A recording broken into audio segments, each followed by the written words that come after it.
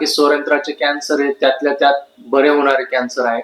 म्हणून जर तुम्ही योग्य वेळेस जाऊन डॉक्टरांकडनं सल्ला घेतला, स्कोपी करून घेतली, तर त्याचा जो रिझल्ट मिळणार आहे तो फार चांगला असतो.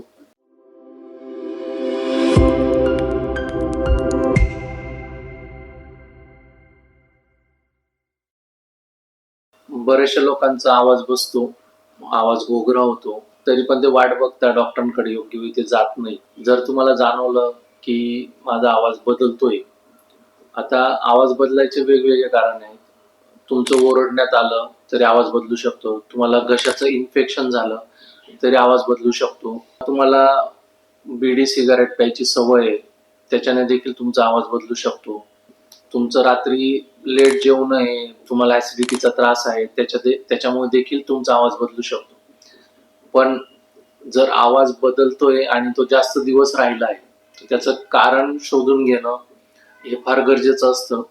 कारण की तुम्ही जोपर्यंत त्याच्या कारणाच्या मुळाशी जात नाही आणि त्याची ट्रीटमेंट करत नाही, तोपर्यंत तुमचा आवाज दुरुस्त होत नसतो.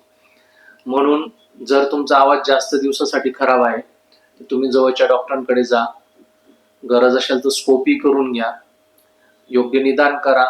जर तुम्ही टीचर्स असणार किंवा फेरीवाले असणार, तर तुमचं ओरडता, तुम्ही जास्त प्रमाणात ओरडून बोलणं असतं, त्याच्यामुळे स्वरयंत्रावर छोट्या छोट्या गाठी येऊन जातात, त्याला आपण वोकल नोडूल बोलतो. त्याच्यामुळे तुमचा तो आवाज खराब झालेला असतो.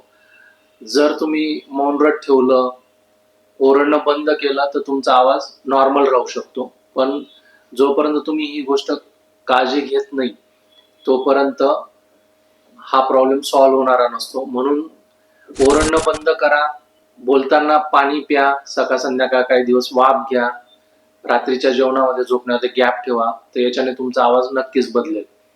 आता जे पेशंट स्मोकिंग करता, ड्रिंकिंग करता, त्यांनी स्कोपी करून स्वरयंत्राची तपासणी करून घेणं गरजेचं राहतं. कारण की बऱ्याचदा पेशंटला दुखणं राहिलं तरच लोक डॉक्टरांकडे जातात. आवाज बदलला आहे तर तुम्ही जर डॉक्टरांच्या जवळच्या डॉक्टरांच्या ट्रीटमेंटने फरक नाही पडत, तर तुम्ही कान नाक घशाच्या डॉक्टरांकडे जाऊन स्कोपी करून घेणं गरजेचं असतं. बऱ्याचदा कॅन्सर असतो आणि लोक दुर्लक्ष करत असतात. जर तुमचा कॅन्सर असेल आणि तो लवकर डिटेक्ट झाला, तर तुमची जी ट्रीटमेंट आहे ती सोपी होऊन जाते आणि त्याचा रिझल्ट जो असतो तो पण चांगला असतो.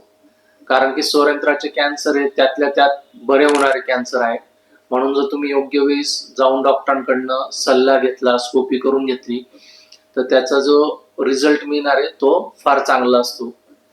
नंतर बरेच पेशंट आजकाल कामामुळे काय होतं की बऱ्याच लोकांचं जेवण हे लेट होत असतं आणि मग जेवण करून लगेच लोक झोपत असतात.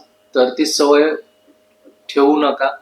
जेवण केल्यानंतर ऍटलिस्ट 3-4 तास तरी गॅप ठेवत जा. जेवढ्या लवकर शक्य होईल तेवढं लवकर जेवणं गरजेचं आहे.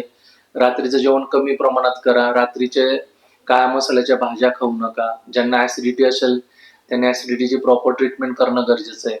कारण की पित्त वरती येऊन जिथं श्वासनलिकेच्या मागच्या भागात सूज येते आणि आपल्याला मग सारखं असं करावं लागतं आणि त्याच्यामुळे देखील तुमचा आवाज बदलत असतो.